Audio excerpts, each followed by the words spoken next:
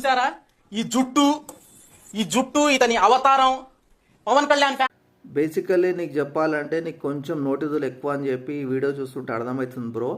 And ఏదైతే వైజాగ్లో బోట్లో ఫైర్ యాక్సిడెంట్ అయినాయని చెప్పి నాని అనే వ్యక్తిని పోలీసులు అరెస్ట్ చేయడం జరిగింది డౌట్ వచ్చి. ఆ తర్వాత వితిన్ 3 to 4 daysలో నాని తప్పు లేదు, నాని ఫైర్ యాక్సిడెంట్ చేయలేదని చెప్పేసి విత్ సీసీ ఫుటేజ్తోని పోలీసులు అయితే నాని అనే వ్యక్తిని విడుదల చేయడం జరిగింది. ఇది బేస్ చేసుకొని వాన్ జుట్టు అలా ఉంది, పవన్ కళ్యాణ్ ఫ్యాన్స్ ఇలానే ఉంటారని చెప్పేసి మీరు విమర్శించడం 100% తప్పని చెప్పేసి నేను అంటున్నాను.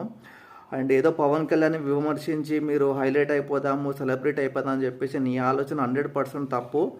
అండ్ బేసికలీ చెప్పాలంటే నిన్ను ఎవ్వరు డేకరు, నీ మాటలు ఎవ్వరు డేకరు, అసలు నిన్ను కూడా డేకరు. కొంచెం నోరు అదుపులో పెట్టుకొని మాట్లాడితే మంచిగా ఉంటుంది. లేదంటే అనవసరంగా ట్రోల్స్ అయిపోయి ఇక మ్యాటర్ ఎక్కడెక్కడికో పోతుంది. కొంచెం జాగ్రత్త. Thank you.